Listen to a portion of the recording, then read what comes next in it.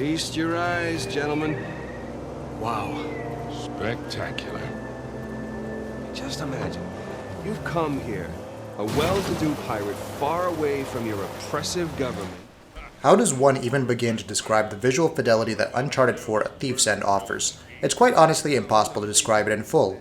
Naughty Dog has filled the world of Uncharted 4 with breathtaking detail and eye-popping vistas, and if we dared to go all out in describing each and every detail, it would at least take a couple of days describing what makes Uncharted 4 a truly special game. And then too, we would have only touched the surface of what is perhaps the best looking game of all time. Over the past 2 years, we've analyzed close to 150 games across a number of platforms, and it won't be an exaggeration in any manner whatsoever that Uncharted 4 is the pinnacle of video game graphics and technology. Before we delve into what makes Uncharted 4 what it is, we must note that even though this is going to be a comprehensive look at all the mumbo-jumbo that is running behind the scenes, it's not possible to cover everything that the game offers. In fact, no one can do justice in covering the intricacies of what makes Uncharted 4 a legend among legends. Having said that, we'll try and cover as much as we can, but beware, this video features late in-game locations, which may be considered as spoilers. Let's begin with a Jeep sequence that was shown off a month ago in a preview event. This sequence shows off the trio driving through the reddish landscapes of Madagascar. The very first thing you'll notice here is the scale and the open-ended nature of the level. Uncharted 4 marks the series' first, and possibly the last shift, to an open-level design, and Madagascar is one of the places that best show off this transition.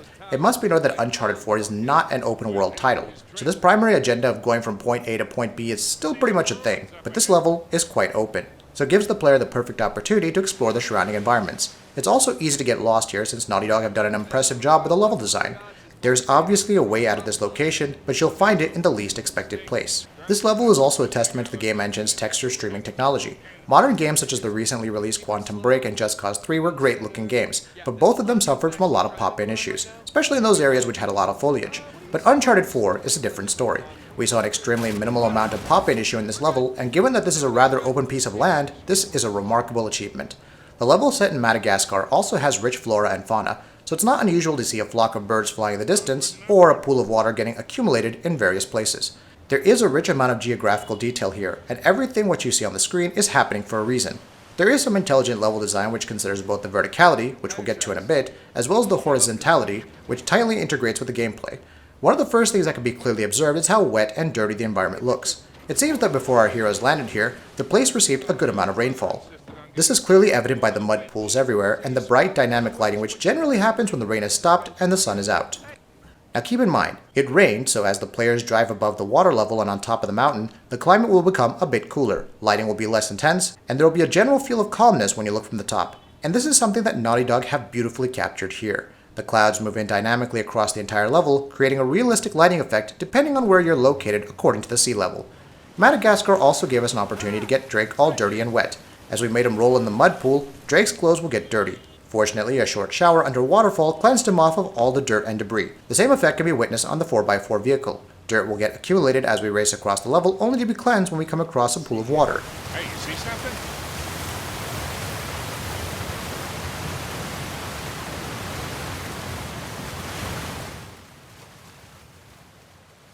Madagascar also features one of the highest points of the game, and the view and draw distance from there will make your jaw drop. Moving on to a different location in Madagascar, and onto a beautifully realized sea level with massive islands enclosing, this level gives us a different facet of the technology running behind the game's engine. As Drake and Sam race across the sea, you can see the high-quality reflections of the rocks on the water along with the wind stream. You will have to observe very closely though. Moving ahead into the level, watch how the amount of shadows varies dynamically according to the angle you're traveling, the angle of the sun rays, and the object properties. This on-screen effect really comes alive with some fantastic use of a custom ambient occlusion solution and the material-based lighting utilized by the surrounding mountains and rocks. Furthermore, the water also utilizes a full physical-based rendering pipeline, wherein the reflection's quality will vary depending on the intensity of the sunlight. And yes, the popular sand effect from Uncharted 3, it returns, as just one of the many things that adds to the overall immersion factor. Now this is one of our favorite shots in the game, primarily because this scene is a testament to the game's use of high-quality global illumination, along with the full use of dynamic lighting and physical-based material shaders. The beauty about this particular set piece is that each and every object here has their own shader properties, which react differently according to the light source. Look at the foliage, for example. You'll see self-casted shadows among them, and then on the enclosing rock structure. Moving ahead, yet again this section is quite similar to what we mentioned before, and once again, the architectural design here is simply breathtaking. You really feel that you're exploring age-old locations where no man has set foot in several centuries. Credit must also be given to the artists behind the game. They really have done an immaculate job in getting their vision across. Enough with the slow and exploratory sections in Uncharted 4, it's now time to turn your attention to some of the action-focused sequences. Sequences that test the PlayStation 4's CPU capabilities. If we have to pick one particular feature that's been quite taxing this generation, it has to be the crowd rendering tech and its associated AI. These simulations are literally taxing on the CPU, and although some games like Assassin's Creed Unity and the latest Hitman have tried to make it work, there are instances where the developer had to cut down on crowd rendering due to the lack of enough CPU cycles. Unity really pushed the crowd rendering tech, but suffered from LOD and poor AI issues, but much to our surprise, this is one area yet again that Uncharted 4 shines. Good old Sully and Drake made their way through a market, and it's really easy to ignore what these NPCs are up to and focus on the task at hand. On closer inspection, there's a rich amount of detail here.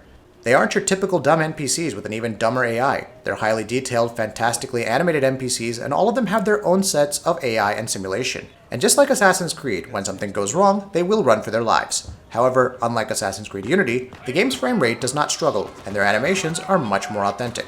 Further in the level, when Nate and Sully are escaping in the Jeep, you'll see them engaged in different activities, and when all hell breaks loose, they run for their lives, escaping death by a whisker. All of this is extremely taxing on the CPU, and we were blown away by how well these sections perform. This entire chase sequence is also a testament to the game's physics framework and GP-GPU methodologies. You can see various objects getting blown to bits, tires coming off, tons of destruction happening, although it's scripted, several explosions happening at once, all while Drake is being a badass standing and shooting on top of a vehicle. We didn't witness a single pop-in issue during this sequence, which goes on to show how well optimized the streamable assets are. In an age where developers will settle for low-quality assets so that they can be streamed quickly on the screen, Naughty Dog's compression technique is something that deserves to be praised. Texture quality for the most part is very high, and even in fast-paced sequences such as this, where the engine is doing all the hard work and pushing and changing the assets on screen, there's literally next to no hit to performance. There are a ton of things which are showcased here, such as the dynamic track deformation, tire marks, and the general open-ended nature of the level, but I would like to end this section with a question. Have you ever seen a fire as realistic as the one here?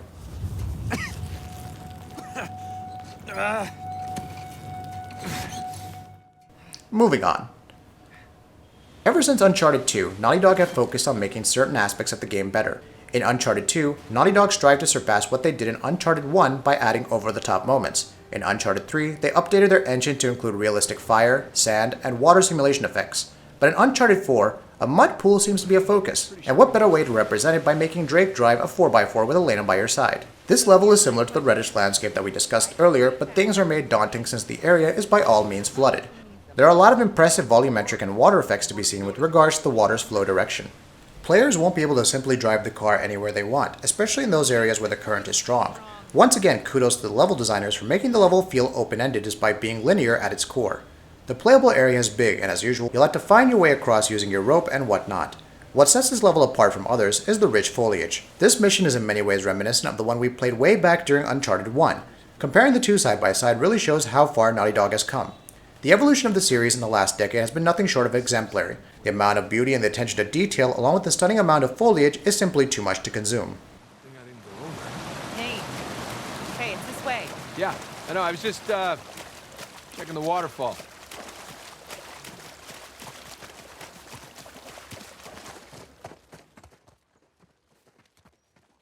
Now it's time to cover some of the best scenes in Uncharted 4. These aren't your typical action sequences, but sections where you truly feel to hold on for a second, take a deep breath, and just drool your eyes on the surroundings. Yes, we're talking about the amazing draw distances that simply boggle our mind.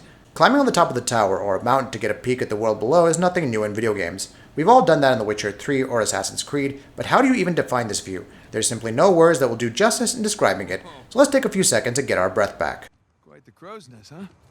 There it is. Just on the other side of the river. Now, what do you say we go? Rob from the rich, huh?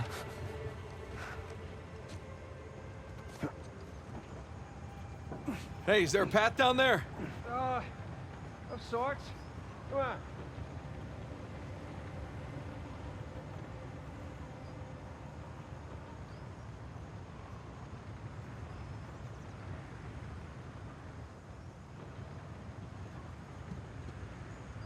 So, how long you figure it'll take us to get to New Devon? Well, a couple hours. Depends on what. Moving on. Rain. When it rains in Uncharted 4, it literally falls down. Uncharted 4 by far features the best rain effect in all of gaming history. As you can see, poor Nathan is struggling to make his way across as the rain splashes against him and the environment.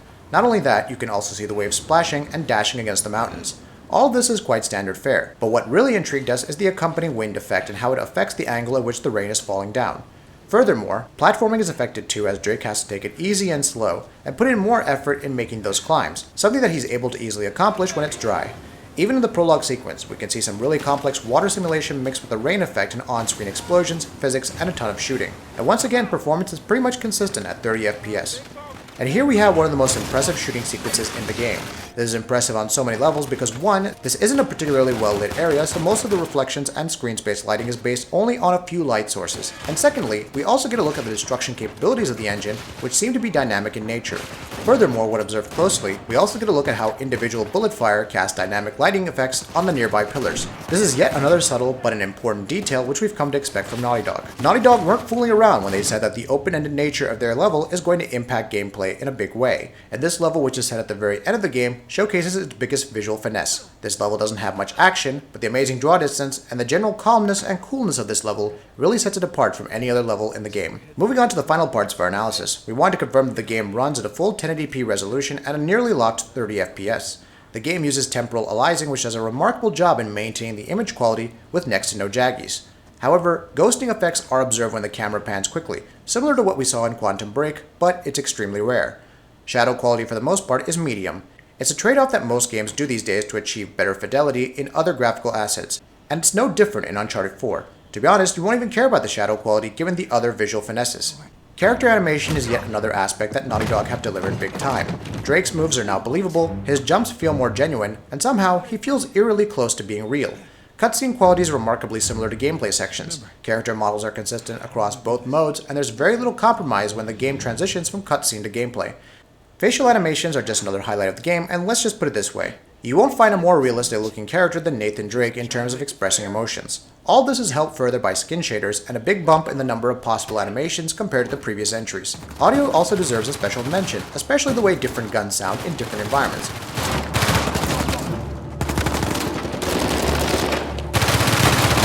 Hirsch, you better hurry.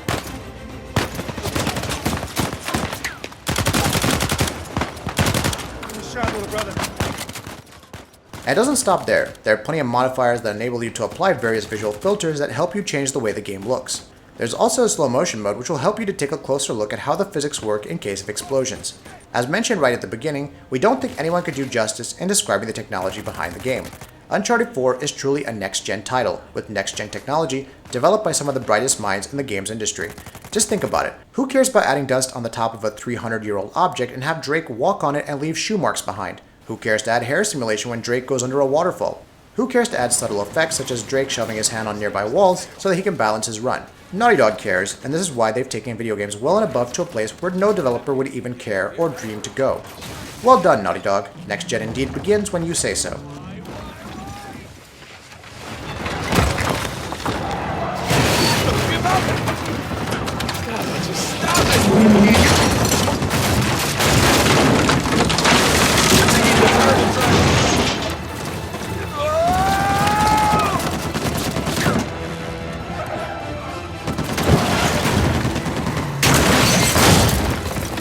Keep going.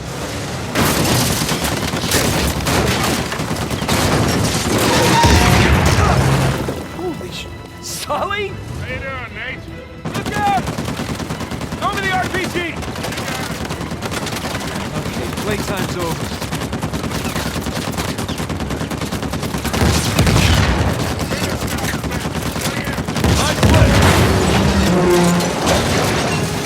And that wraps it up. What are your thoughts about this? Let us know in the comments below. And if you enjoyed this video, please like and share it on Twitter and Facebook.